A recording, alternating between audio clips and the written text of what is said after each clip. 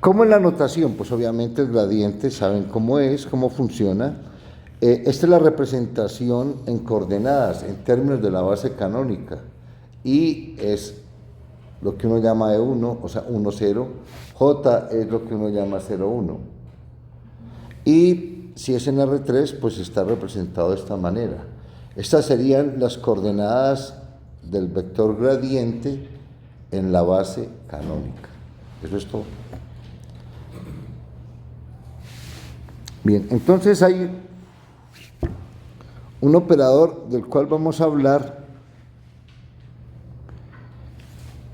es el operador divergencia.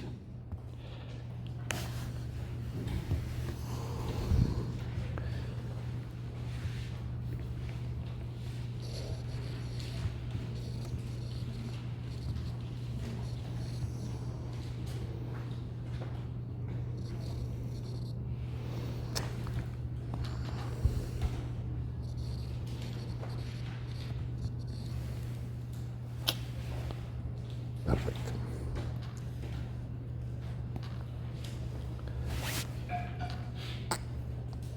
¿Qué pasó?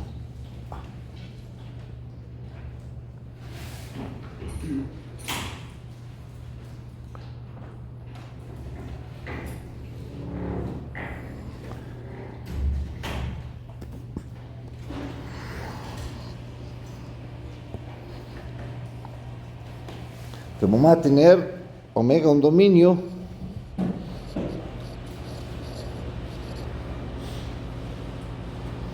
y vamos a tomar un campo vectorial en Rn, o sea, una f de omega un dominio hacia Rn también, como campo vectorial, o sea, que a un x aquí le asigna un f de x, y ya vimos cómo es la representación gráfica. En el punto x va un vector, o sea, va cambiando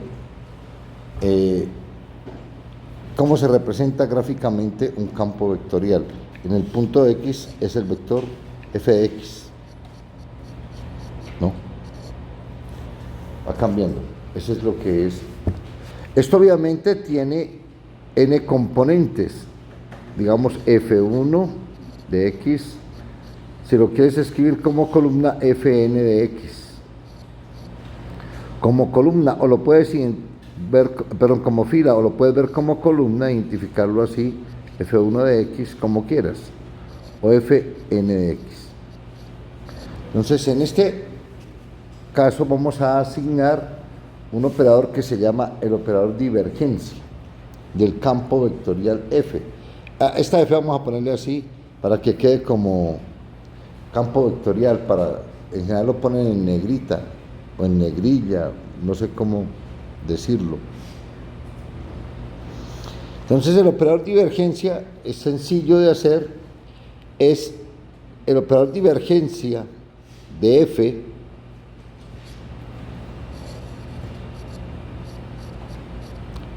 es simplemente en un punto x, es simplemente tomar suma k variando de 1 a n, la derivada parcial de fk con respecto a la variable késima en ese punto x. ¿Sí? Es derivar la primera función con respecto a x1, la segunda función con respecto a x2, la tercera función con respecto a x3, la enésima con respecto a xn, y suma. Eso es el operador, que se llama el operador divergencia de f. Entonces aquí vamos a hacer esta observación. Si yo escribo, depende de mi notación, de cómo escriba yo. Si yo escribo esta cuestión de forma de operador, escriben así: d de x1, chácate, d de xn. Esto fue lo que llamó ahorita el libro el operador gradiente. Pero entonces le hace Es una cuestión de notación, porque realmente no tiene mucho sentido cómo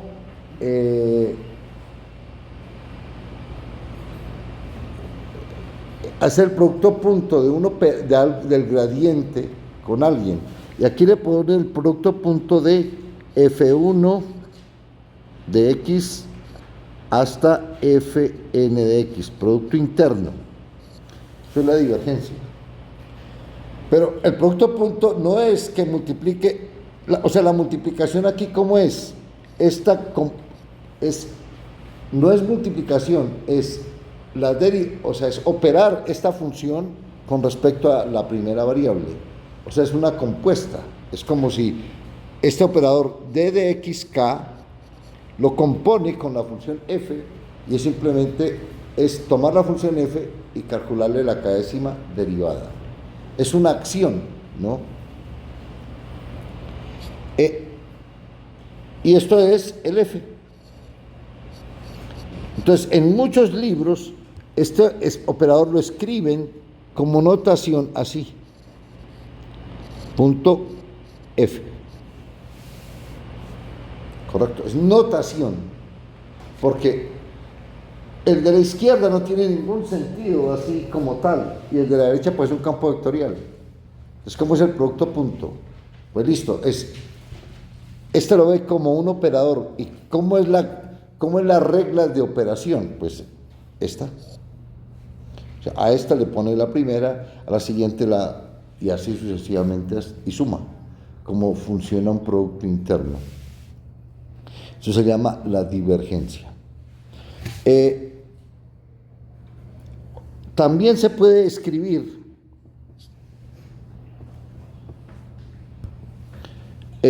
yo lo miro como fila el gradiente, como una matriz fila. En esto no hay depende mucho de las personas, qué notación use. Los físicos y la gente de ingeniería usan más esta de acá con el producto punto para la divergencia. Hay gente que escribe divergencia porque le complace más, o se puede ver así, como esta matriz, multiplicación de matrices. Una multiplicación entre comillas, es que esta la deriva con respecto a esta. Es multiplicar esta con esta, pero ahí está haciendo un producto interno, o sea, esto mismo. Es lo que es. Y en ese caso, pues se escribe así. Si la ve, está como fila y este como columna. Fila y columna. Entonces, en eso depende cómo escribas eso. Es lo que es la divergencia, ¿vale? Entonces, calcular la divergencia en general, vamos a ir al libro para no gastar tanto tiempo. La divergencia en R3, en Rn. Entonces, por ejemplo, aquí tiene este operador. Si quiere ver el campo, sería, esta es la primera componente, esta es la segunda componente y esta es la tercera componente. Entonces, ¿qué vas a hacer? ¿Cómo es la divergencia de él? Tomas esta función y la deriva con respecto a x, tomas esta función, la deriva con respecto a y, y tomas esta función y la deriva con respecto a z. O sea, esto, y lo suma. Esto deriva de 0, y lo que les da. ¿Sí es claro? Eso es la divergencia.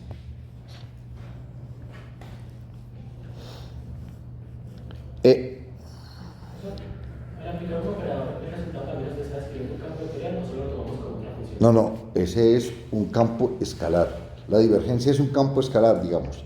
Toma un punto y lo manda en un valor. Entonces, no es que las personas estaban aburridas e insatisfechas y entonces metamos este operador por fregar. Es que no tengo nada que hacer como por jugar. No, eso tenía su razón de ser.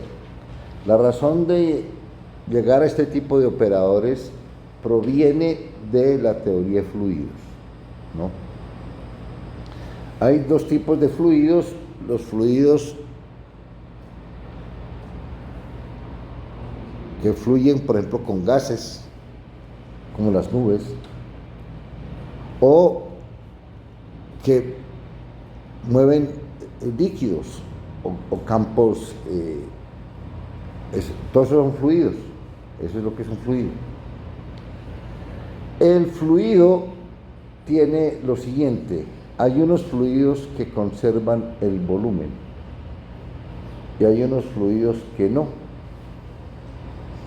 Digamos, usted puede poner, digamos que ponga una mancha sobre un fluido que no se mueva tan rápido, que sea casi quieto, como laminar casi, y esa mancha usted toma el volumen a eso, o el área, si es plano, y ve la evolución de esa mancha, la forma cambia, pero el volumen se conserva. Ese fluido se llama incompresible. Y cuando el volumen cambia, por ejemplo el gas, empezaste de pronto aquí con una forma, una cantidad, él fluye, evoluciona, pero cambia su volumen. Entonces ese tipo de fluido se llama compresible. Cuando se puede contraer o expandir. Las nubes, por ejemplo, son gases ahí, ellas empiezan a fluir y ellas viajan, pero cambian de volumen.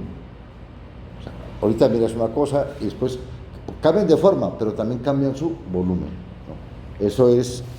Entonces, ¿qué es lo que mide realmente la divergencia?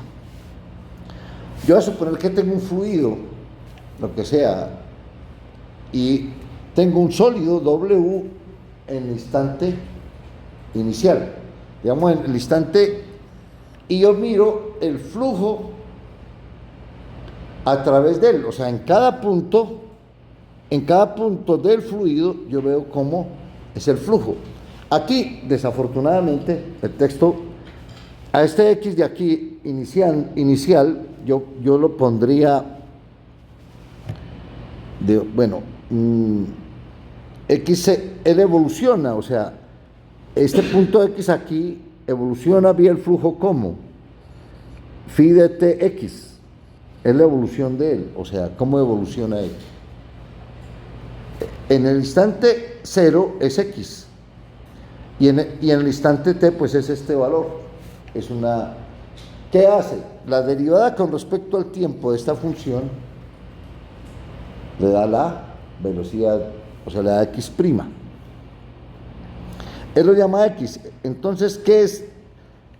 Es una, por lo menos intuitivamente, digamos que este W tenga un volumen B0 y este tenga un volumen BT. Este es la región WT. ¿Cómo se está transformando esta región inicial, digamos W0, se está transformando en esta región por el fluido? ¿Cómo se va? Hay que imaginarse usted mágicamente, le pone una mancha ahí al fluido y él va evolucionando, seguramente va cambiando su forma. Entonces, ¿cómo es el cambio instantáneo del volumen?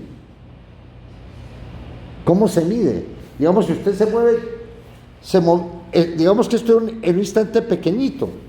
¿Cómo va cambiando su volumen de manera instantánea? En un instante de tiempo pequeño. Entonces, eso tiene esta relación. B de t es el volumen de este de acá. B de 0 es el volumen de esta W. El cambio instantáneo en 0 dividido por el volumen inicial da la divergencia. Da aproximadamente la divergencia en ese punto, en cada puntico. Entonces, si el volumen si la divergencia es 0, es porque no hay cambio. O sea, esto de aquí es constante. Si la divergencia es mayor que 0, significa que se expande. Y si la divergencia es menor que 0, si esta derivada es negativa, significa que se contrae. ¿Correcto?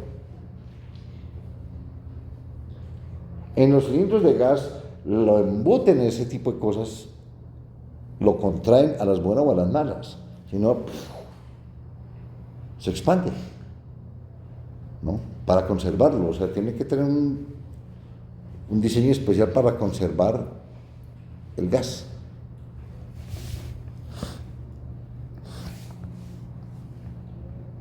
Bien, entonces, aquí el libro, este libro es una machera.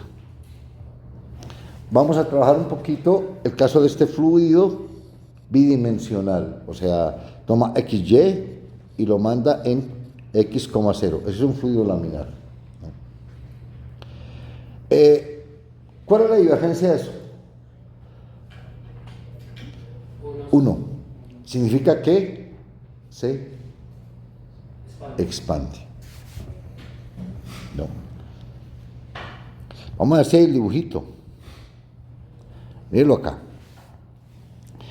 En un instante tomas la región sombreadita, en un instante y ver en qué se transforma en un instante posterior. Se va agrandando. En este caso no es el volumen, sino su área, porque es un fluido plano. Entonces, el hecho de que la divergencia sea mayor que 0 significa que el área se agranda. ¿Listo?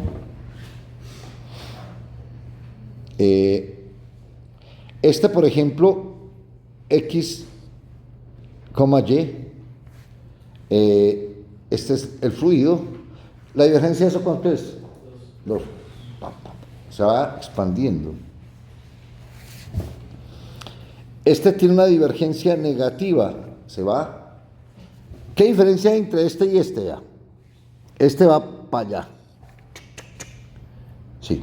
El número que nos da cuando llegamos al producto punto, nos da como una tasa, como si... Sí, la tasa instantánea de cambio del volumen. Esto. Este es si es en R3 es volumen. Si es en R2, este BDT sería el área. Ese sería la tasa instantánea como cambia el volumen con respecto a el volumen inicial. Si esto es 0, eso es aproximado. Esto lo tenemos que explicar bien cuando veamos el teorema de Stokes. Espero que lo pueda explicar bien, porque esto tiene cosas un poquito abstractas. Esto es mecánica del continuo, todo ese tipo de cosas. Y eso no es tan simple, o sea, uno va poquito a poquito va entendiendo. Entonces, si esto es 0, significa que esta variación no hay variación, entonces es constante. El volumen, se conserva el volumen, es eso.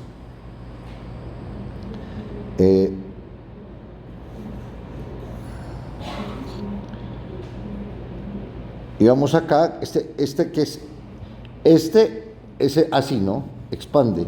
Pero este de acá es al contrario, con menos, pues obvio, se contrae. Entonces es al contrario, en vez de ser hacia acá, este de aquí va para acá, va encogiendo, ¿no? Y aquí pues obviamente da el ejemplo de cómo es este campo, es una especie de campo casi gravitacional. Y aquí está que es una belleza. Este F, la divergencia es 0. 1 menos 1, 0. Deriva esta con respecto a X1, deriva esta con respecto a Y menos 1, entonces da 0. Eso significa que el volumen se conserva. Más o menos aquí están las líneas de flujo, de ese campo vectorial descritas. Entonces, este es el área en este pedacito, de acuerdo entre dos líneas de flujo. Este es el siguiente volumen, cambia de forma, pero se conserva el área. En este caso es área, se conserva, ¿no? Eso es más o menos en lo que consiste la divergencia, por ahora. Entonces ya sabemos qué es la divergencia. Ejemplos de hacer más, ¿no? Eso produce, ¿cómo se llama? Una especie de gula académica. Tienen que tomar como laxantes para académicamente, digamos. Entonces, para que no le haga daño, digamos, ¿no? Ahora vamos a hablar del rotacional. Estos conceptos más o menos nacen. Es que el siglo XIX fue un despelote, ¿no? Se venía la mecánica de Newton, todo el mundo haciéndole honores a Newton, y aparece el magnetismo y el electromagnetismo, y eso descuadra todo lo que se pensaba, y aparece la termodinámica, y o sea, empiezan a aparecer todo ese tipo de cosas y empiezan a llegar a contradicciones. El método de trabajo de Euler, que era entre un rigor intuitivo, digamos, un tipo súper intuitivo pero finísimo, era Leonhard Euler, gran matemático y físico también, pero todo eso quedó en líos, y llegar a entender bien todas las cuestiones fue difícil. Entonces ahí aparecen naturalmente este tipo de operadores. Cuando viene el magnetismo, la teoría de fluidos, nacen, o sea, estudiando esos fenómenos, aparecen de manera natural. Y eso es lo que espero, pues por lo menos que se entienda más o menos qué se está midiendo, qué mide uno cuando hace este tipo de cosas, porque realmente no tiene gracia operar por operar, eso ahí lo hace una máquina, digamos, ¿no? Pero sí saber bien qué estás midiendo y cómo mides, y bueno, razonar y pensar sobre todo ese tipo de conceptos, ¿no? Entonces, el siguiente campo se llama el rotacional.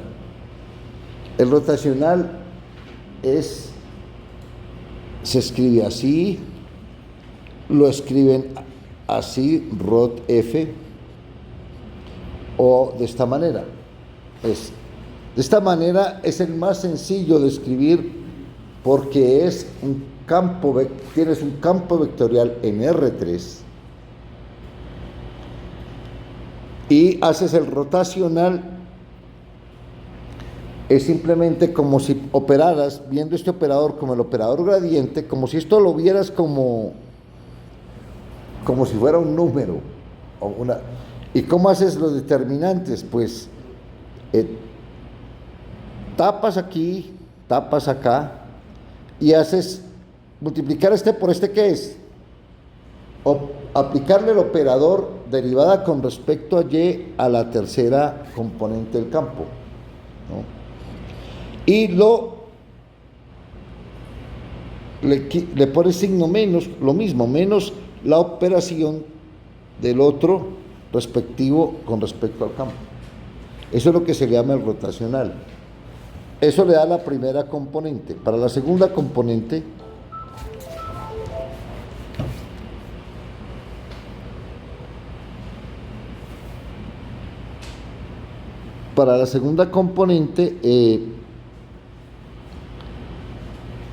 tapas acá y operas este por este, o sea, este operador calculado en F3 con signo menos. ¿Por qué con signo menos? Porque esto es menos. Este operador calculado en F3 menos este de acá, derivada de F1 con respecto a Z. Entonces, como va con signo menos pero nos da más, entonces aquí, para que le quede de esta manera. Y el cuarto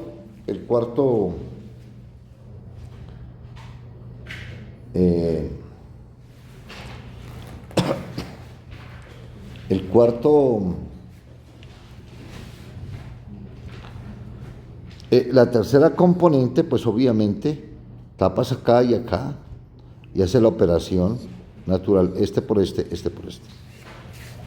Bien, eso es lo que se llama el rotacional. Este es el rotacional.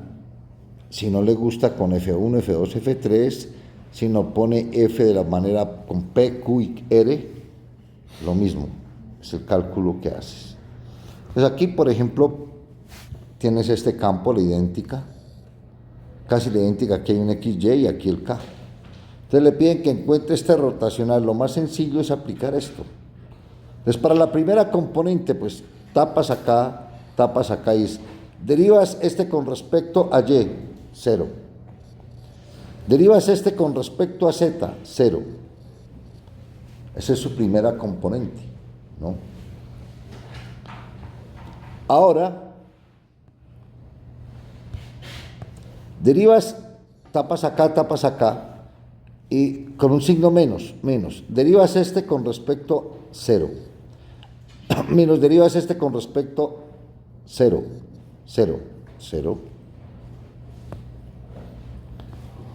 Y ahora la última componente, pues tapas acá y derivas este con respecto a X, es Y. Derivas este con respecto a Y es 0, Y menos 0, o sea, su campo es 0, 0, Y. Ese es el rotacional, ¿vale?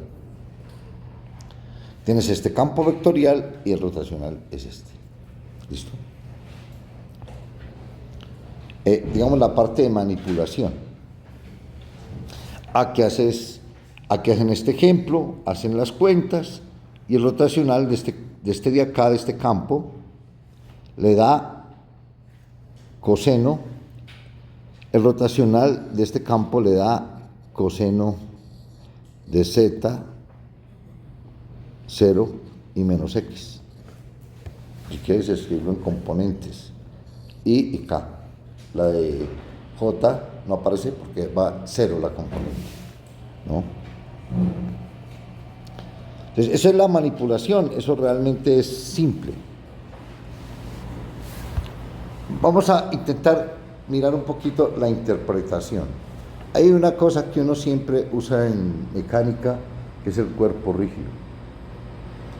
Tienes un cuerpo, tienes un eje y lo pones a girar sobre ese eje, ¿no? Entonces, ese eje es el eje de rotación, ¿no? Entonces ahí aparecen dos, ¿cómo diría eso? Dos grandezas.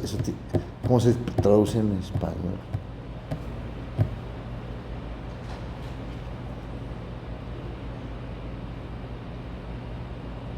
Aparecen dos personajes, pongámoslo así, ¿qué más? ¿Exponentes? No, dos personajes, digamos. Por ejemplo, cuando usted tiene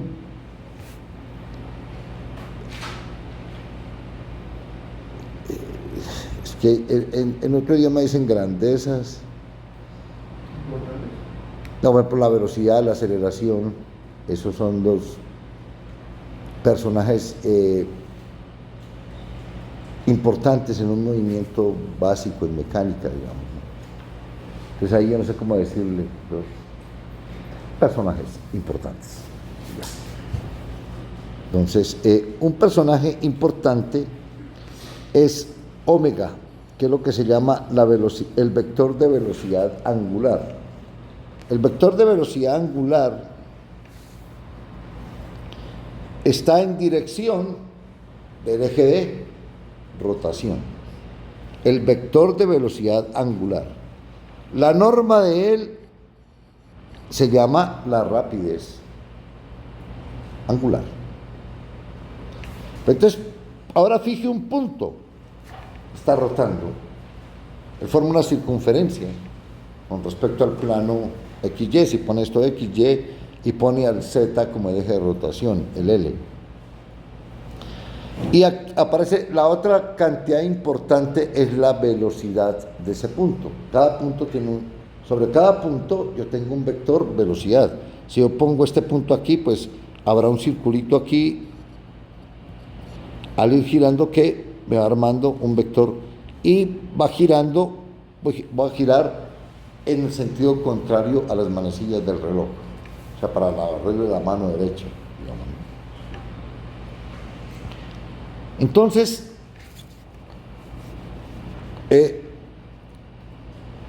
obviamente esta es la velocidad, esta velocidad angular, y esta es la velocidad tangencial. Yo no sé cómo se llama esa, no me acuerdo, tangencial, llamémoslo así. Bien, no, dije mal. Esta es la rapidez angular. Ojo, rapidez, la norma es la rapidez. Aquí tengo la rapidez, la norma de B es la rapidez de B. Entonces, Entonces, vea, aquí hay el movimiento de puntos en el cuerpo rotando está descrito por un campo vectorial B, cuyo valor en cada punto es la velocidad en este punto. Ok. Entonces, para encontrar B, se halla de la siguiente manera. Toma alfa, es la distancia, toma este plano, alfa es esta distancia, teta es este ángulo. ¿Y cuál sería la rapidez? La norma de B. Sería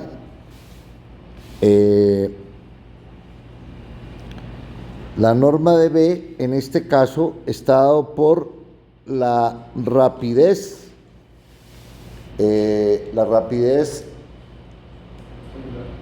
angular por el alfa.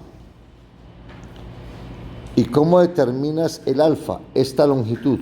O sea, la rapidez, la norma, vea, la norma de este vector B está por la norma de la rapidez angular por el alfa. El alfa es esta distancia al punto. ¿Y cómo determinas ese alfa? Ese alfa tiene el cateto, tienes este R es la distancia tomas un sistema de referencia, aquí el 0, es la distancia de aquí al punto, este es R. Y entonces, ¿cómo determinas ese alfa? Ese alfa es el seno, alfa sería seno de teta, es el cateto puesto sobre la hipotenusa, que es R, o sea, esto es la norma de R por el seno de teta. ¿Sí? ¿Estamos de acuerdo? B es, este de aquí es alfa. Pasa este a multiplicar, eso es bien. O sea, es esto. Entonces, la dirección y la magnitud de B implican que la dirección es esta. Esta magnitud está diciendo que esto es la norma de quién.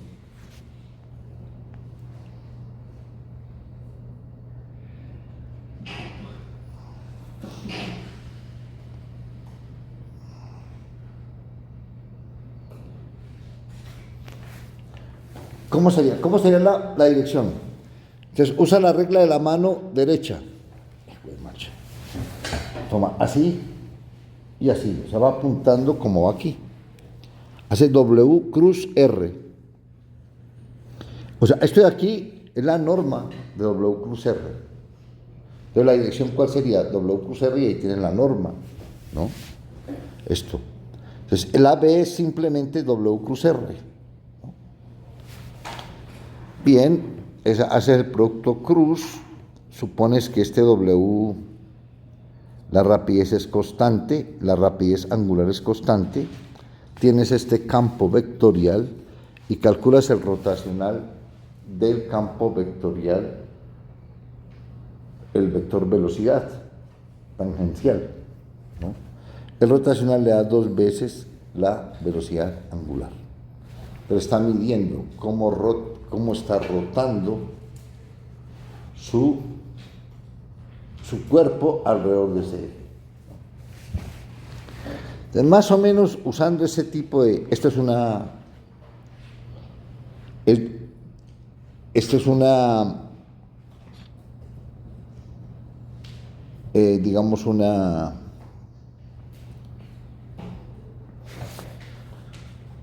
observación interesante, porque vas a suponer que tienes un fluido, ¿vale? Entonces, ¿qué es lo que mide? O sea, inspirado en el cuerpo rígido, ¿qué significaría que el rotacional es cero? Que el rotacional sea cero ya que no está girando. Correcto. Entonces, imagínense más o menos un fluido, el fluido de una, ¿cómo se llama? De un lavamanos, no sé, así ideal, digamos, ¿no? De cerquita al desagüe, digamos, ¿cómo se llama eso? El sifón, será. Cerquita al sifón, usted ponga esto, mire, este la vez, ese cosito, cerquita al sifón. Si esa, digamos, ese corcho con esa hélice no gira sobre sí mismo, no está girando sobre sí mismo, es porque no está rotando. Puede estar girando, pero no rotando sobre sí mismo. ¿Sí me entienden? O sea, yo puedo estar haciendo esto. Entonces, este gira alrededor de él, pero no rota sobre sí mismo. La Tierra es el mejor. La Tierra está girando alrededor del Sol, digamos, este es el Sol, la Tierra, pero también tiene un movimiento de rotación, que está girando como el cuerpo rígido. ¿Sí me entiende? Ese es lo que le está midiendo el rotacional. Si el rotacional es cero, significa que no está girando. O sea, si la Tierra no tuviera ese movimiento de rotación sobre sí misma, pues siempre sería de día en un lado y siempre de noche en otro lado. Porque ella gira, pero no está rotando. ¿Sí está claro? Ya. Esto queda mejor visto cuando veamos el capítulo 8, el teorema de Stokes. Capítulo 8 por acá, mejor, más claro. Este es un ejemplo de este campo vectorial que es irrotacional, aunque gira. Vamos a ver si hay el dibujito del campo, no se llamaron, wow. Tarea, GeoGebra, haces este campo vectorial. Está definido para todo punto distinto de cero, o sea, él no gira sobre sí mismo. O sea, cada puntico que usted, cásese con un puntico y él no está girando sobre sí mismo. Queda difícil porque es que él no se contrae en un punto, hay que verlo como una masita, como un delta pequeñito de volumen o de área que no gira sobre sí mismo, ¿vale? Este da cero, bien. Hay una observación acá, es que el rotacional de un gradiente siempre es igual a cero. Es importante que un campo vectorial sea el gradiente de alguien. Es como que tuviera primitiva. ¿Será que me hacen el favor y me cierran ahí esa puerta?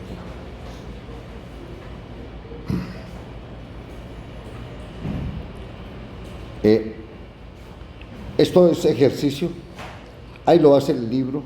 Eso hace la cuenta. Bien, ¿cómo se calcula? Yo puedo ver un campo vectorial bidimensional metido en R3, ¿sí o no? Yo puedo ver un campo vectorial bidimensional metido en R3, ¿cómo? Pues lo pongo una variable que no hay. Entonces sería, ¿cómo sería el rotacional de él?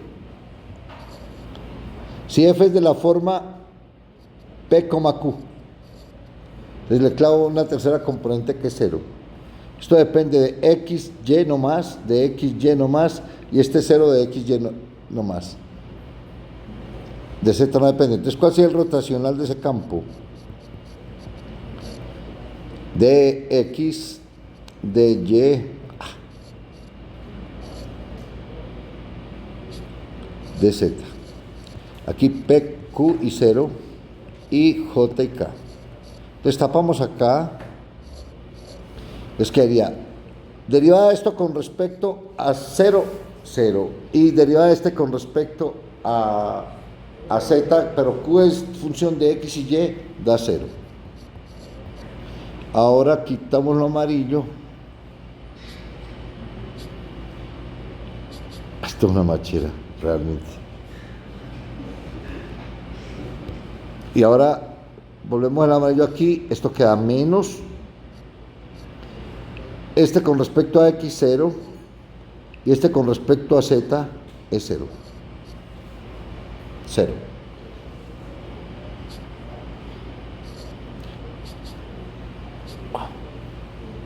Y ahora este en el puesto 3,1, que la derivada parcial de q con respecto a x, no, la derivada parcial de p con respecto a y. Ese es su campo vectorial, es como si fuera una función escalar, porque es solamente en la dirección de el eje z, porque está en el xy. Si hay rotación, si hay algo en el plano que esté rotando, rotaría con respecto al eje z. Bien.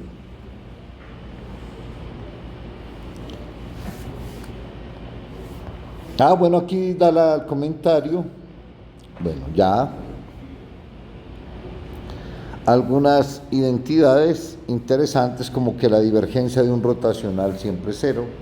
Eso es ejercicio. Eso no es sino hacer la cuenta. O sea, si, por ejemplo, si este campo vectorial dio 3, la divergencia. Entonces, ese campo vectorial no puede ser el gradiente de alguien. O sea, este campo vectorial no es el gradiente de una función f, no es. Porque si lo fuera, su divergencia sería... No puede ser el rotacional de nadie. Perdón, estoy diciendo las cosas mal. Este no es el rotacional de un campo f. No es. Porque si lo fuera, su divergencia sería 0, pero es 3. ¿Listo? Ok.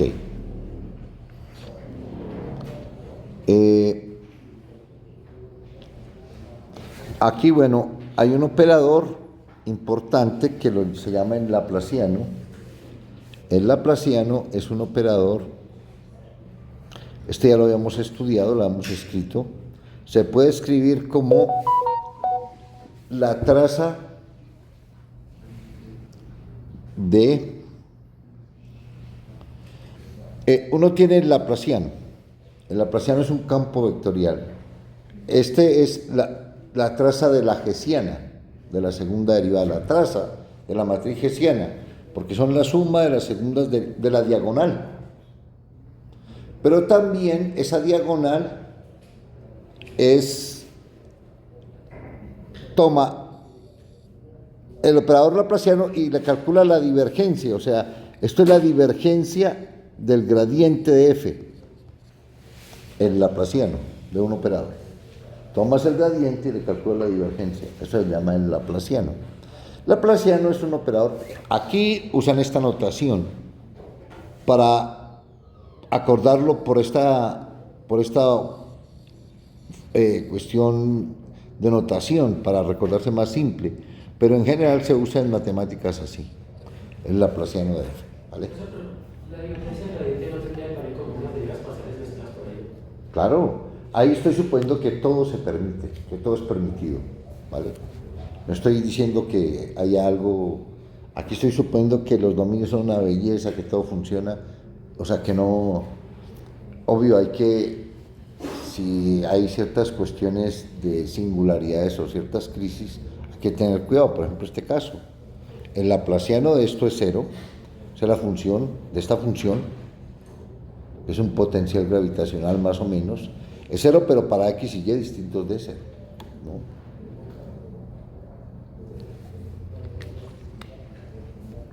¿Qué pasa con esto? Pues esto es operativo.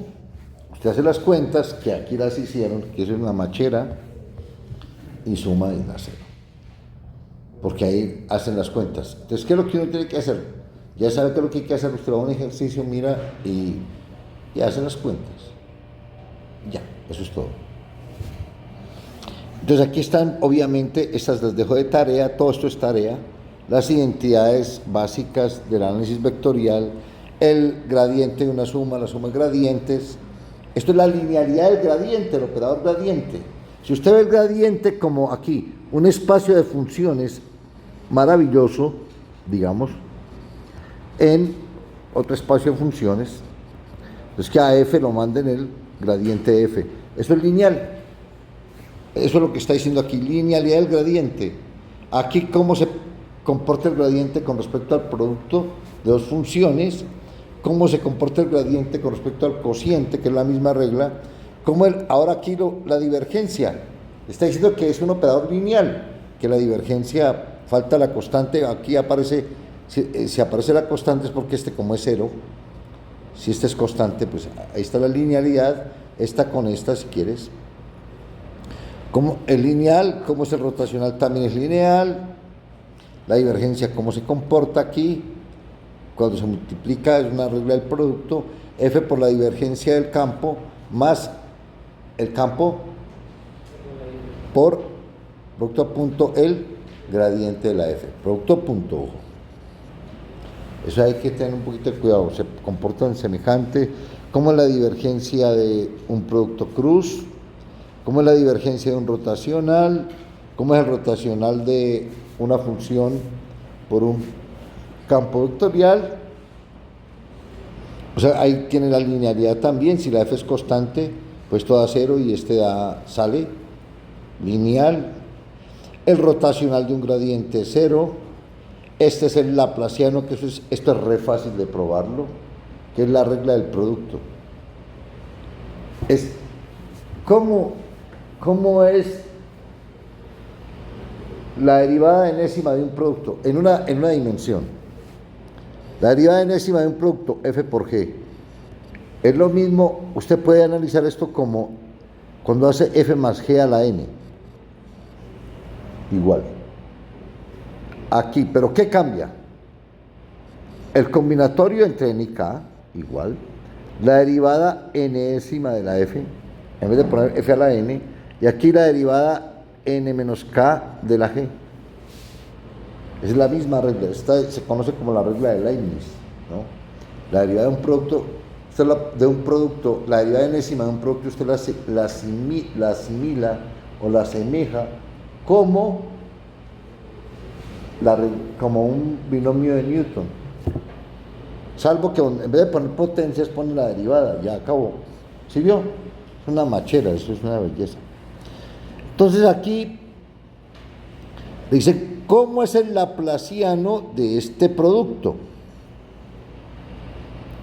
Entonces, ¿qué es el laplaciano? Usted tiene que calcular la segunda derivada con respecto a la késima variable de f por g y la suma. ¿Cómo es la segunda derivada? ¿Cómo es? ¿Cómo es el rostro de eso? Usamos f más g al cuadrado.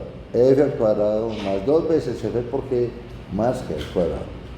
Entonces, f al cuadrado sería segunda derivada de f con respecto a xk, pero obviamente la g queda, porque es g a la 0, pero no es es g sin derivar, no es a la potencia 0, ¿no?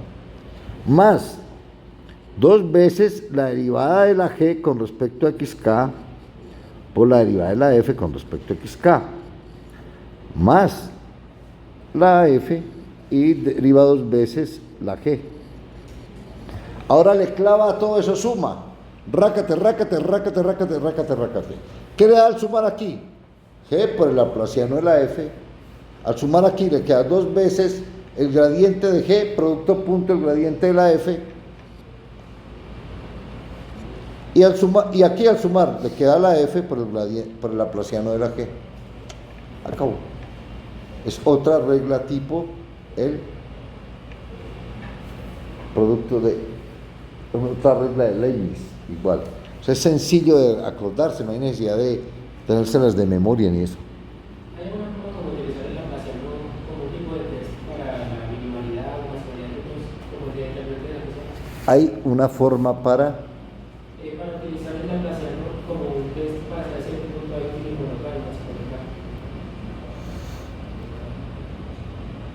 que sí es una comunidad.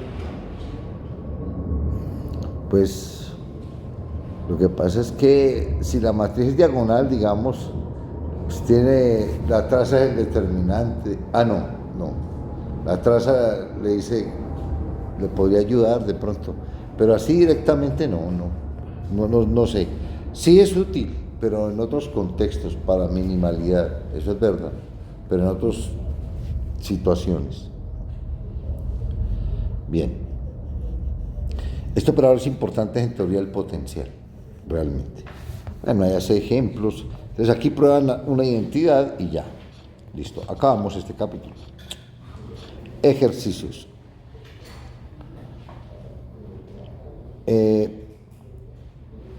Quiero que miren un ejercicio y lo hagan si quieren.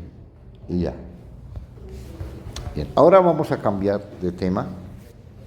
Yo voy a hacer mi propuesta en el estilo del tromba, pero mi propuesta para ir un poquito más rápido. Terminaré esta parte después hablando de sumas de Riemann, pero ahorita no voy a hacer eso.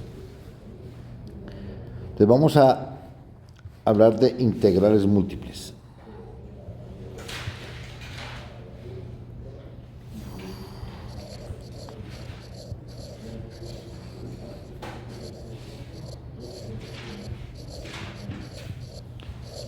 Entonces uno aquí hace uso más o menos del estilo de Euler, intuición con una leve rigurosidad casi nula, ¿no?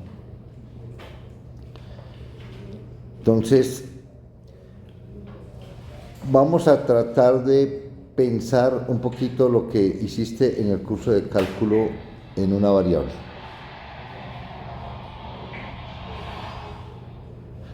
Entonces, en el curso de cálculo de una variable, una de las cuestiones que tú calculabas era área bajo curvas de una regioncita, y esas curvas las daba el gráfico de una función. Esencialmente tienes una curva, lo que sea, y calculabas, por ejemplo, esa área.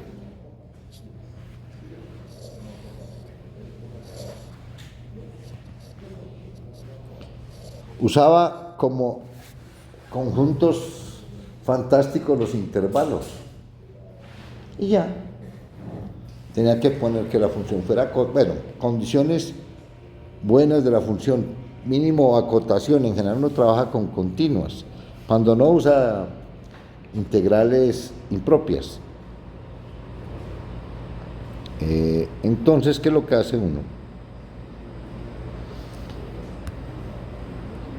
¿Cómo calcula esa área? Esto es una función f, digamos, y esta es una función g. ¿Y cómo calcula esa área? Entonces usa Cavalieri. ¿Qué es Cavalieri? Como usted imagina que tenga un cuchillo de anchor 0, digamos, y usted hace un corte perpendicular, una sección transversal. Eso le da este segmento de recta. Ese segmento de recta, ¿qué longitud tiene? Esta altura, en este punto X, esta altura es f de x. Y esta altura hasta aquí es g de x. Entonces, este anchor, este largor, ¿cuánto es? F de x menos g de x. Entonces, ¿cuál es el área? Es la suma infinitesimal, si lo puede uno querer decir así, la suma de esas longitudes. Entonces, Cavalieri. Esa área sería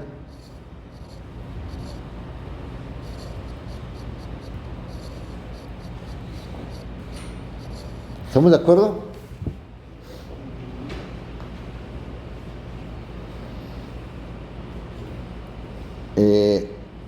Bien, entonces, ahí ya si las vainas están dadas, de forma paramétrica, calcular el área es mucho más complicado, pero se puede. El área acotada por una curva que sea cerrada, no sé, más complicado. También puedes calcular volúmenes. ¿Cómo calculas el volumen? Pero, ¿volumen de qué? Otra cosa que haces es, tomas esto, este mismo objeto, lo pones a girar. Y ahí vas a hacer Cavalieri igual. ¿Cómo giras? Vas a obtener giras esta área,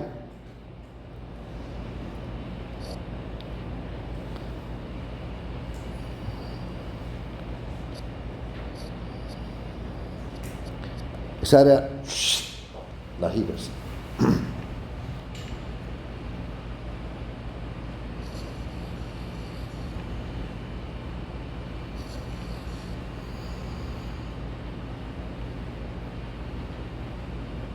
Wow.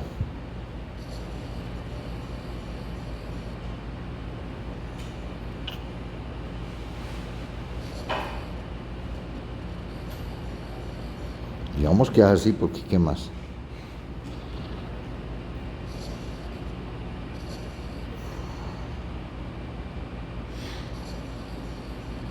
¡Guau!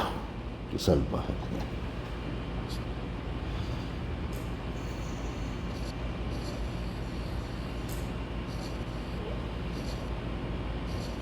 Este es el que me interesa.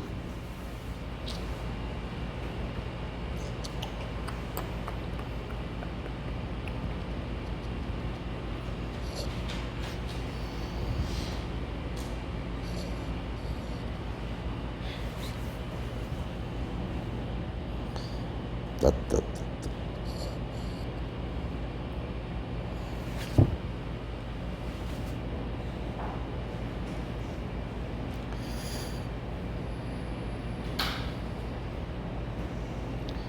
Guau.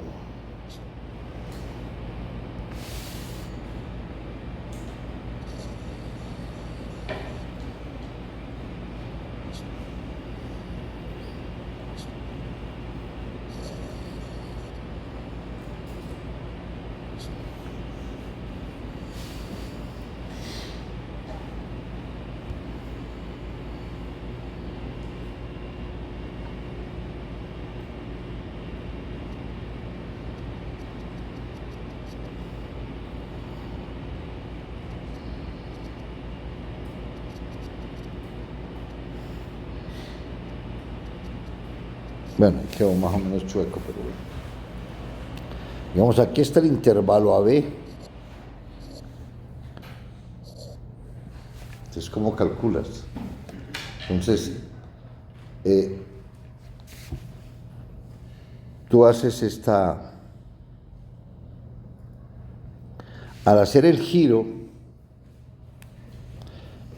haz un corte transversal, el mismo cuchillo ahí, y lo que observas es esto.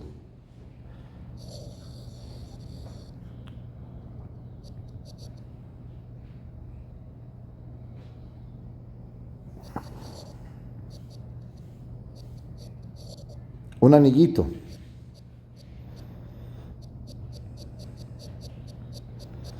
¿Si estamos de acuerdo? Ese anillito es así. Chácate, chácate. Fijas aquí, aquí está el punto X que fijé. Y entonces, ¿ese anillo qué área tiene? ¿Qué área tiene ese anillo? El radio de abajo, que es este GX. Y el radio de arriba es FX. Entonces, ¿cómo es el área de ese anillo? Pues el área del grande menos el área del pequeño, pi. El área del grande, f de x al cuadrado, menos el área del pequeño, que es g de x al cuadrado. El área. Este es el área de la sección transversal. Este es a de x. ¿Qué le dice Cavalieri? Vamos a hacer lo mismo. Aquí, área. Suma las longitudes. Ahora volumen. Vamos a sumar todas las áreas. Entonces, la integral entre A y B de esa área, que es de A de X, es el volumen de ese sólido. Correcto. ¿Y esto es cuánto? Bueno, pi, eso es lo que hiciste el año pasado o en el otro semestre, f de x al cuadrado menos g de x al cuadrado de x. Es una suma infinitesimal, que lo llamamos la integral. Ahí todas son una belleza, todo se hace. Esto es Cavalieri.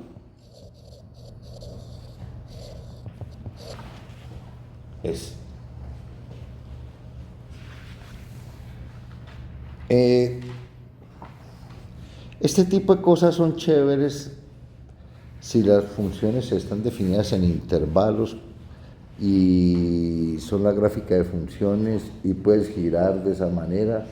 Eso es fantástico. Si la función es adecuada, tú puedes asignarle un volumen a ese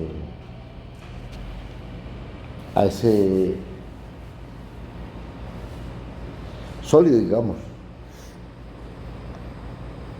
El problema es, listo, yo tengo cualquier cosa en el plano, a esa cualquier cosa, o sea, cualquier conjunto en el plano, le puedo asignar una área.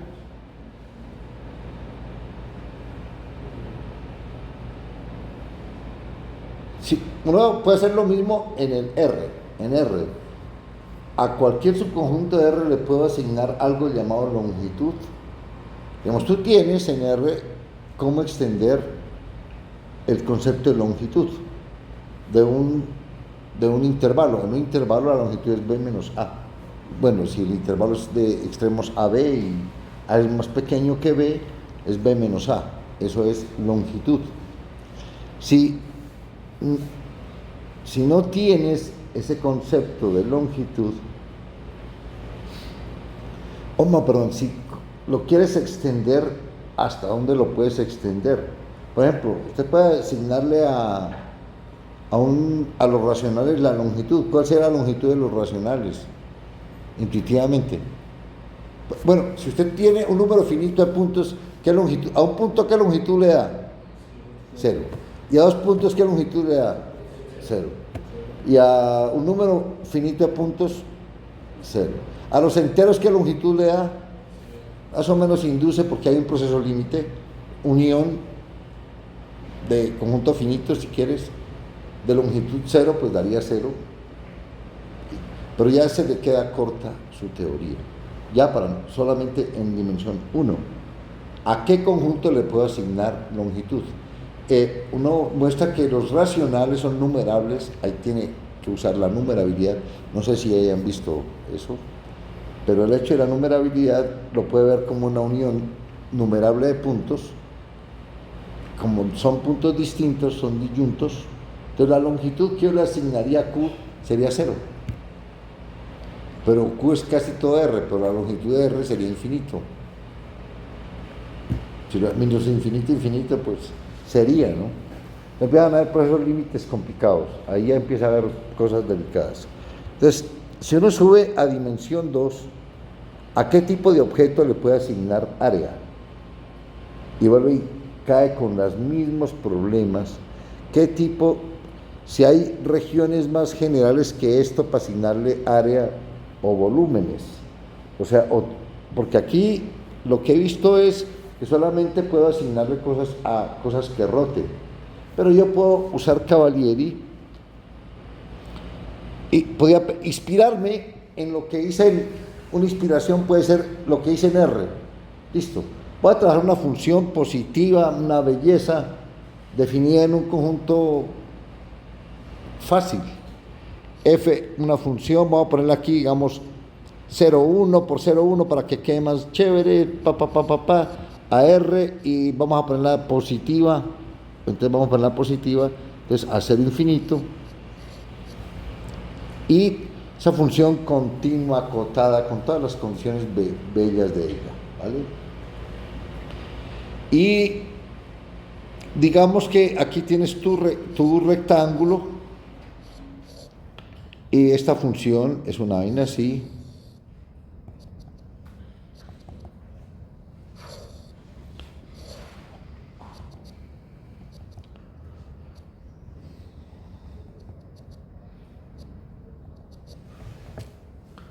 Correcto. Esa es la gráfica de la superficie de la función, la gráfica de f. En un rectangulito ahí, supuse continua, positiva, una belleza. Esa función yo le podría calcular un volumen. O sea, pero ¿volumen a qué?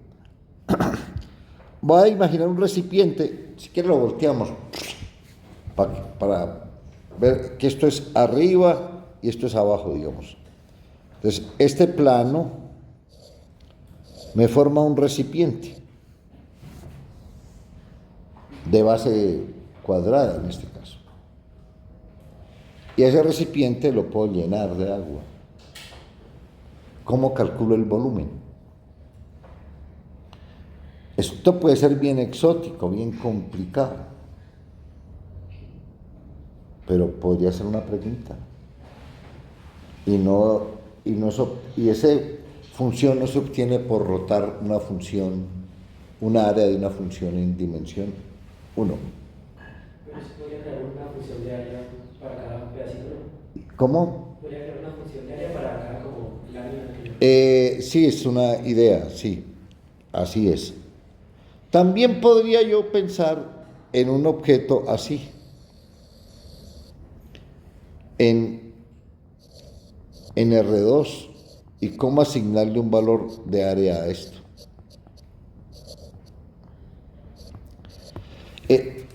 Esta función de área, si no es obtenida como la gráfica entre dos curvas o cosas así, ¿cómo le hallo? ¿Cómo hago para hallarla a ella? Entonces uno puede inspirarse en lo que hicimos ahorita.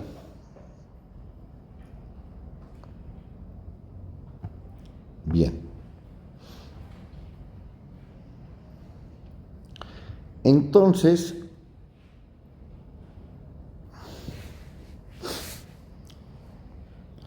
vamos a empezar con el volumen. Pero antes de eso voy a hacer el teorema de Cavalieri.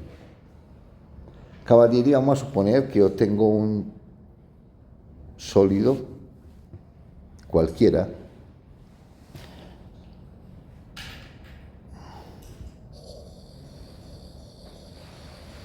no importa cómo sea, digamos lo puedo meter entre dos planos, un plano aquí y otro plano aquí arriba, paralelos, sólido que puedo ponerle ahí a una distancia, digamos este está a 0 y a esta altura h. ¿Sí? Tengo esto, este es el sólido, este lo pongo aquí, mi plano, y este paralelo aquí, y con un cuchillo imaginario voy a hacer cortes transversales. Quieto, me dañó la vaina. Entonces, si ustedes ven aquí, yo hago un corte transversal, eso me genera una región, donde va el nivel del agua, hace un corte transversal paralelo a este plano. Eso, ahí donde va el nivel del agua, digamos que a esa altura, eso le forma una región plana. O sea, a esta altura, x, digamos aquí va de 0 a x, a esta altura x, yo hago un corte transversal o hago un plano ahí, esto me da una área.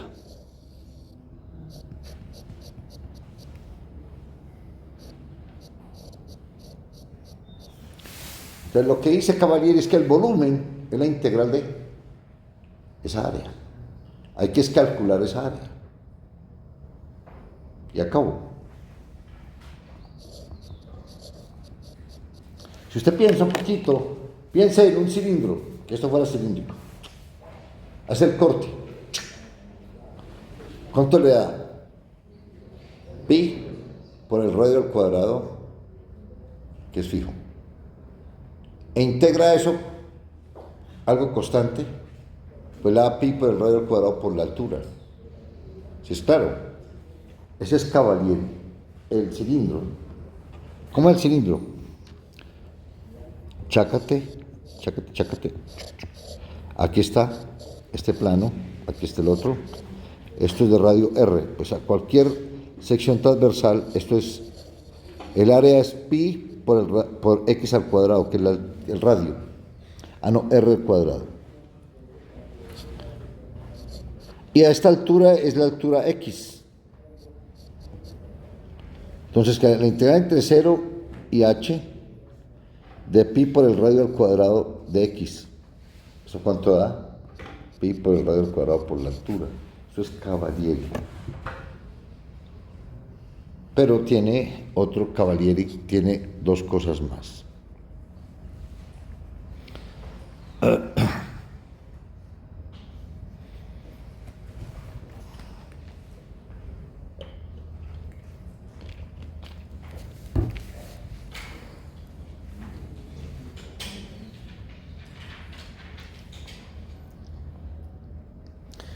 El otro principio de Cavalieri es, yo tengo dos sólidos y los meto entre dos planos.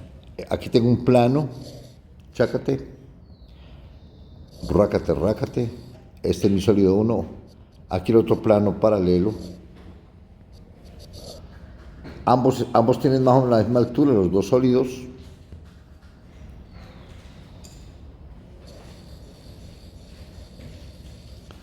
Sólido 1, sólido 2, están metidos entre la altura ambas. Entonces, a la altura, aquí está 0, hasta arriba esta altura h, a esta altura x, este es el área 1. Y aquí, a esa misma altura, está un área de la sección transversal 2. Área sub 2 de x. Entonces, dice, si A1x es igual a k veces A2x, o sea, si los volúmenes están, si las dos áreas están en proporción, entonces los volúmenes están en la misma proporción.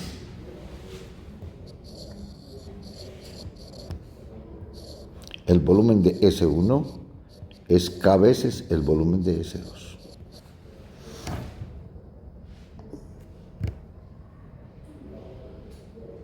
¿Está claro? Y bueno, ahí, por ejemplo, ¿qué harías si tienes un cilindro recto de altura h?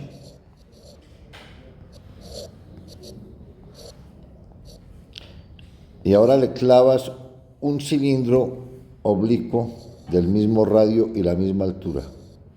¿Qué volumen tiene? ¿Este? El mismo. Porque la razón es 1. Este y este. Sus áreas son iguales. Entonces los volúmenes son iguales. Es como si usted cogiera esta botella mágicamente, tuviera magia y la pudieras torcer, dejándole la base fija, conservando todo, la misma altura, la puedes torcer, ella se enchueca, sí, pero le cabe el mismo volumen. ¿Sí es claro? Listo, Cavalieri, ¿visto? Listo. Le damos aquí.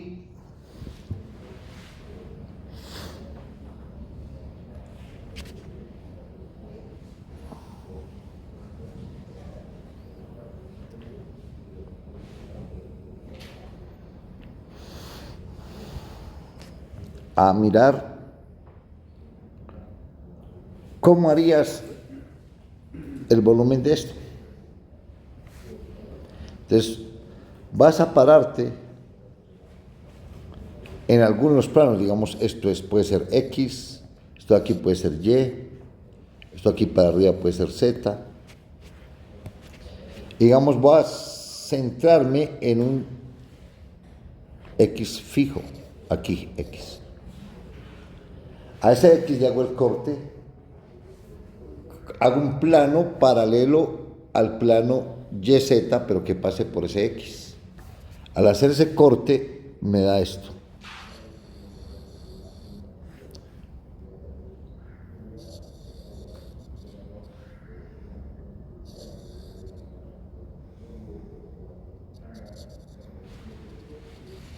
No sé, ahí ténganme paciencia con el dibujo. Más esa área de esa sección transversal.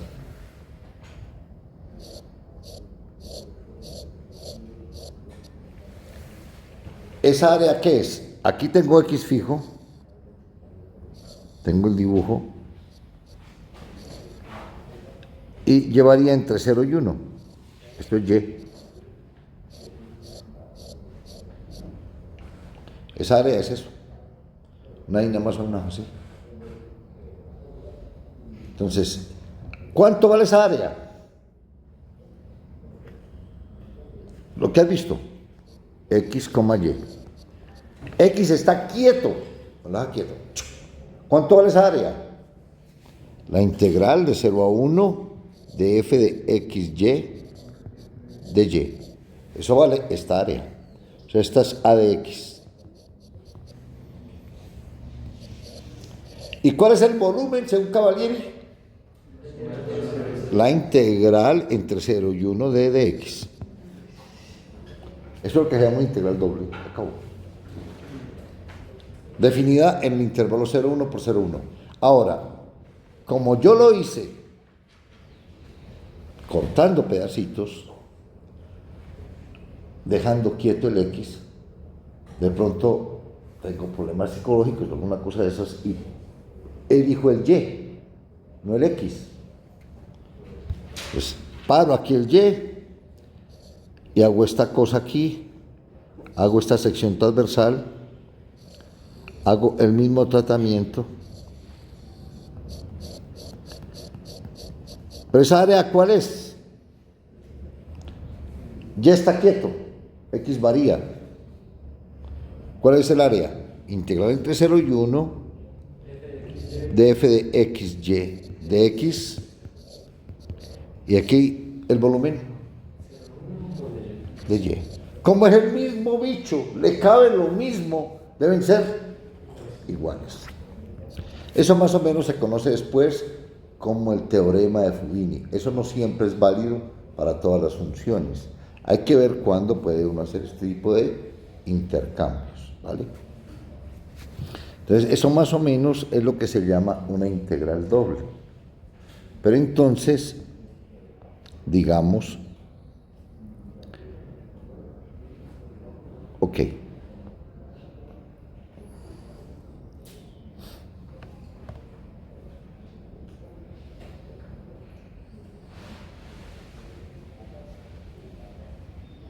Entonces, si uno tiene un objeto plano, plano así, digamos, metido entre dos rectas, vamos a usar Cavalieri, a ver, plano. Metido entre dos rectas, esta H, y esto aquí un eje, digamos, aquí, esta altura X, me da la longitud de ese segmento. ¿Cuál es el área? La integral entre 0 y h de L de x. Cavalieri. Ahí ya baja una dimensión. Entonces, ¿qué tipo de objetos? Entonces, ¿qué hace uno? Voy a considerar varios casos. A, B, A, B. Esta es una función phi, esta es una función psi. en X, voy a usar Cavalieri. Entonces, ¿cuál es esta longitud? Esa longitud sería, ¿quién? Sí, entonces yo puedo escribirlo. ¿Cómo es el área? Integral entre A y B de esa longitud. Si de X menos phi de X. De X. ¿Estamos de acuerdo? Esta diferencia me da la longitud del intervalo. Esa la puedo escribir así. Lo de azul. Igual.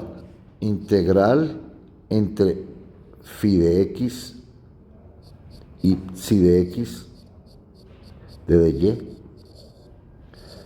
Eso es lo azul. ¿Estamos de acuerdo? Integre eso, no mire lo rosado, integre esto de aquí abajo. ¿Qué le da? Esa diferencia. Y ahora se le integra aquí. Eso es una integral. Este tipo de región se llama región tipo 1. Esto se escribe así, llamamos esta región, llamémosla R. Esto queda la integral doble sobre R de Y de X. Es el área de la región. ¿Estamos de acuerdo? O sea, la integral primero es la función 1. Si cambia los papeles de X con Y, aquí tiene su función phi, aquí tiene su función psi, aquí tiene C, aquí tiene D, y calculas el área. ¿Cuál sería el área?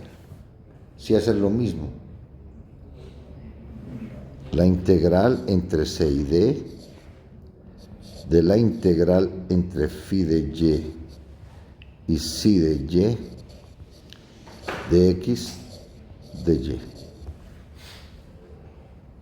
Esto es su región, esta es R, entonces esto sería el área de R. La integral doble sobre R de dx de Y. Se llaman integrales iteradas, ¿no? Esto es región tipo 1.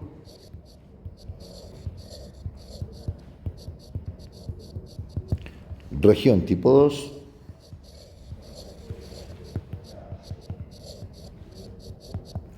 Y región tipo 3 es mezcla finita de regiones de tipo 1 y tipo 2. ¿Vale? Entonces vamos a suponer que, por lo que voy a hacer, vamos a trabajar con las F continuas, ¿no? Entonces, R va a ser una región tipo 3. Mezcla, o tipo 1, tipo 2, o mezcla de ellas. Entonces, la F la pongo en una función razonable, o sea que por lo menos sea acotada en las discontinuidades que no sean tan horrorosas, y defino la integral doble sobre R de F de X de Y, que también la definen así como la integral doble sobre R del elemento de área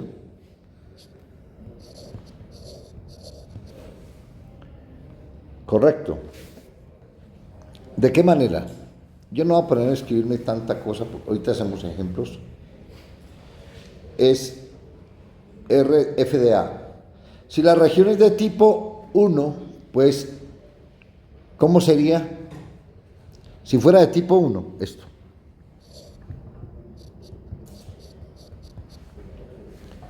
Integral entre A y B de la integral entre phi de X y psi de X de F de XY de X, wow, de Y de X. Esa es la integral doble de esa función. tipo 1. Si fuera tipo 2, integral entre C y D de la integral de phi de Y, psi de Y, f de xy, de x, de y. Y si fuera el tipo 3, o sea, suma finita de descomposiciones, suma finita,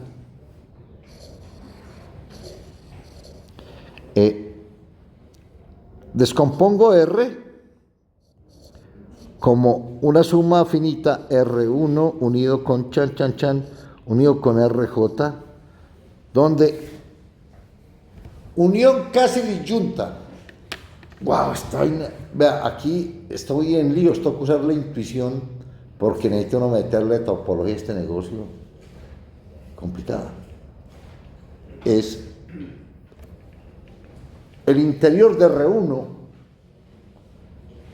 o el interior de RI con el interior de RJ es vacío. O sea, si acaso tienen punticos en común. Es como cuando tú tienes, ¿qué es? Dos intervalos casi disyuntos. Dos intervalos son casi disyuntos y el respectivo intervalo abiertos, los abiertos de ellos, o sea, quitando los extremos, su intersección es vacía. Casi disyuntos. Esto, ya voy a explicar. RI, una familia, J igual a 1, perdón, hasta N, ¿no? Hasta un M. Esta familia de regiones, las RJ, 1 hasta M, es casi disyunta y RJ de tipo 1 o 2. ¿Qué es casi disyunto? Déjenme explicarlo así como intuitivo, porque hay mucha vaina sofisticada. Digamos que esta es mi RJ. Entonces, en este pedacito, este R1, este pedacito R2, este pedacito puede ser R3,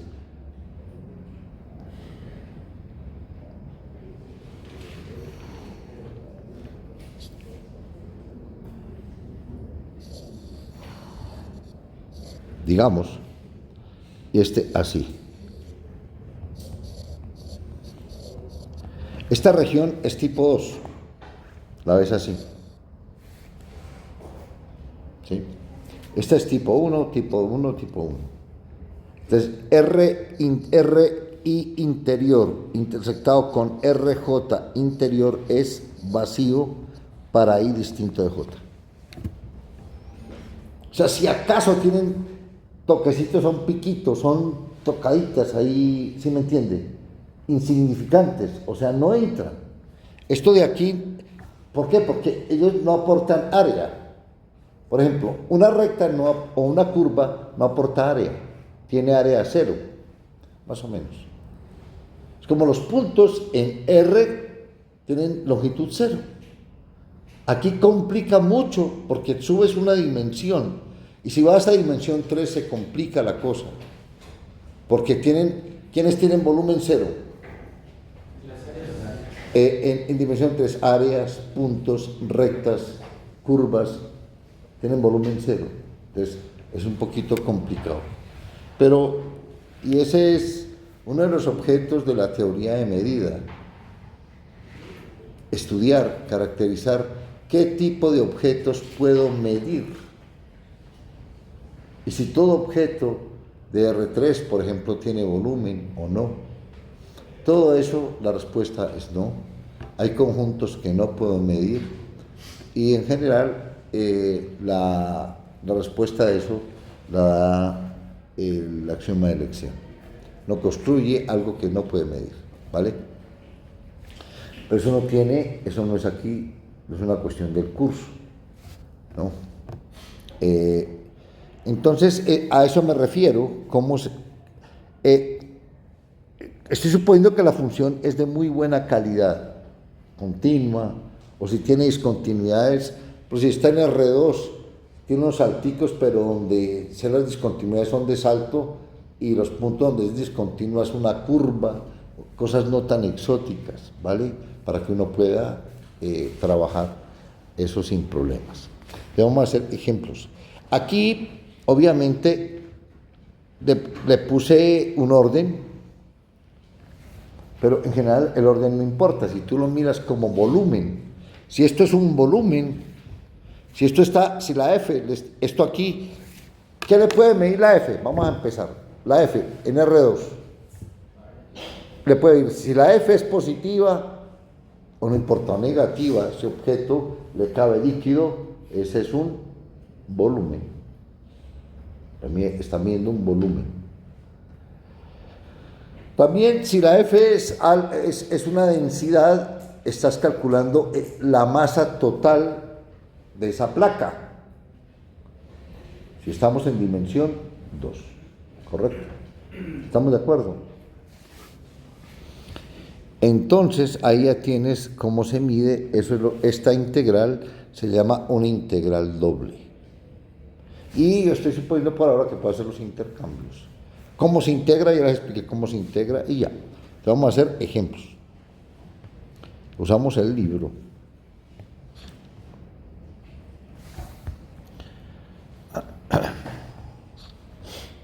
Las sumas de Riemann yo lo explico después, eso lo hago de una manera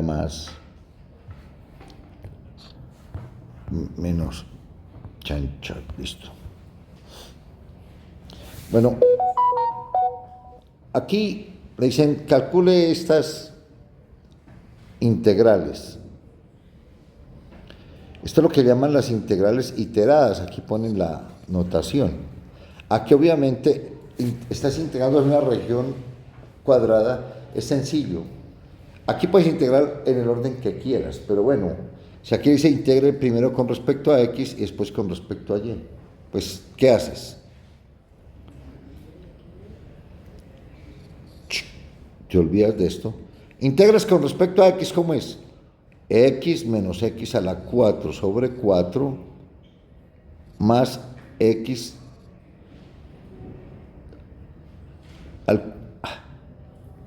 al cuadrado Y sobre 2 entre 0 y 1, aquí un dy y la integral entre 0 y 1. Al integrar acá, pues evalúas cuando X es 1 y cuando X es 0, y ya. Le queda integral entre 0 y 1, 1 menos un cuarto da 3 cuartos más Y medios. Menos cuando X vale 0 da 0, entonces queda de Y. Y ahora integras 3 cuartos de Y, es 3 cuartos de Y más Y al cuadrado sobre 4, entre 0 y 1. Eso le da 3 cuartos más un cuarto, da 4 cuartos, 1. ¿Listo? Entonces ya, esto es lo mismo, o sea, eso no tiene... ¿Qué es lo que tienes que hacer? Te sientas para una cafetería, donde quieras, sacas el libro, miras, ya, mentalmente, así, ya. Obvio que hay, como en todo en matemáticas, hasta en las cosas más elementales, hay los ejercicios infames que lo hacen sufrir a uno para obtener la respuesta. Pero eso es parte de la vida, así es. Hasta ejercicios bien básicos, por ahí puede uno sufrir. Pero entonces aquí vamos a hacer el básico, que usted entienda cómo funciona la cosa. Ahora, si le gusta ejercicios infames, pues haga ejercicios infames.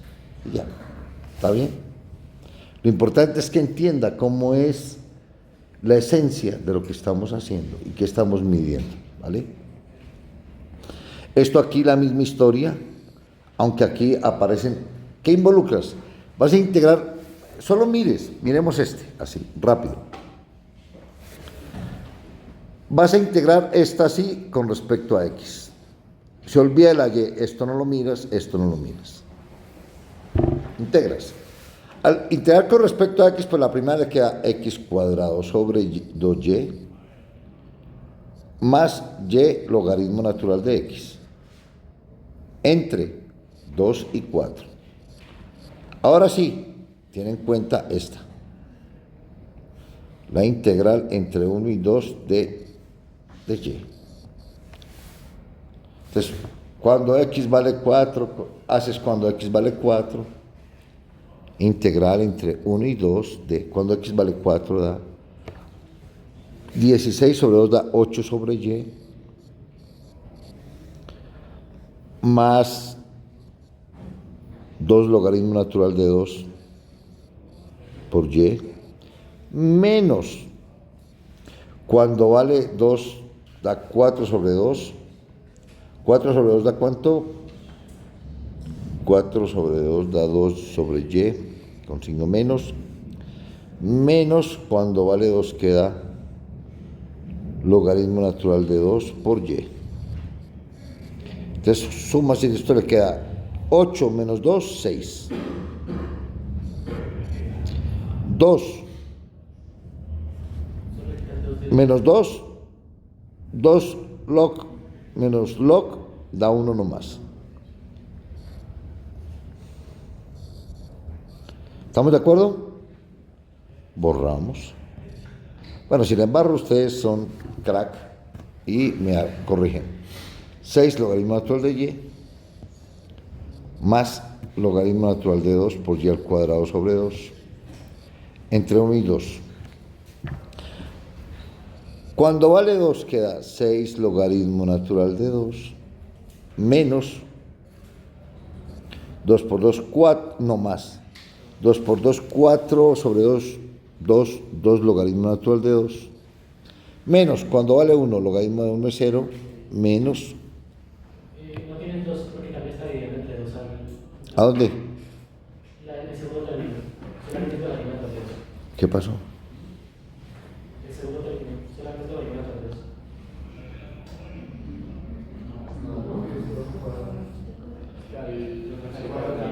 2. Queda un medio, creo. Si se bien. ¿O tengo que volver a repetir esto?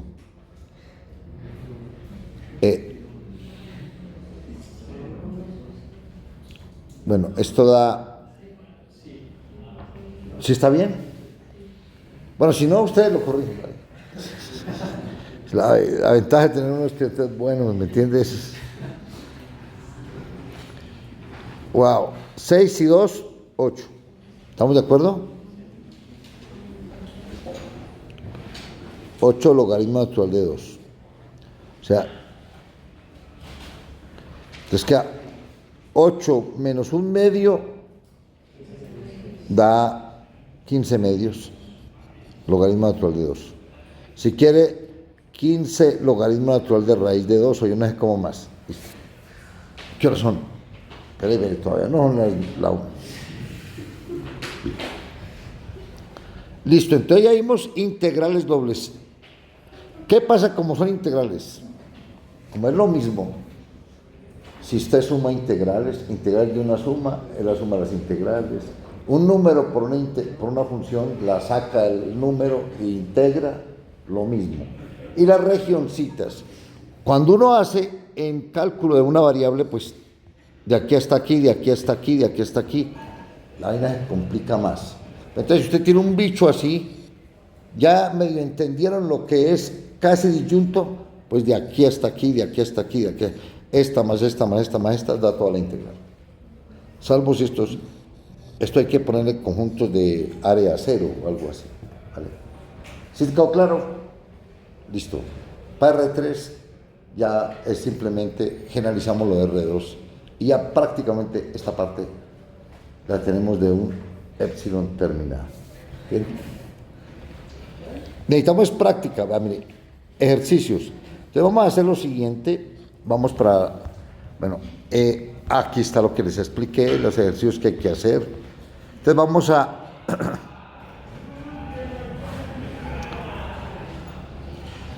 obvio, Hay integrales que son un martirio, que después de una cantidad no enumerable de sustituciones, usted, no, tampoco, entienda con cosas sencillas. Después que ya está bravero en eso, botes a la integral chiflada que quieras, ¿vale? Pero entienda las cosas bien. ¿Y cómo se entiende? Con lo fácil. Si a usted le ponen lo imposible, lo acaban. O si usted quiere poner a boxear con un boxeador, pues lo estripa. ¿Entiende? Porque el tipo ya está. No, usted empieza con los bobitos fáciles, ¿entiende? Sí, claro, para practicar, ¿entiende? Para irse tomando confianza, etcétera, y se puede volver un reboxeador así, igual, aquí lo mismo. Quizás lo fácil, cha, cha, cha. En algún momento usted solito se dispara, ¿vale? Ok, entonces en la otra clase vemos más cosas y ya, ¿listo? Necesito que tengan más o menos ciertas cosas básicas de lo que es la integral, de método de integración y ya. No se dejen asustar. Esto es, tiene sus sutilezas, pero no es difícil, pero sí es importante, ¿vale?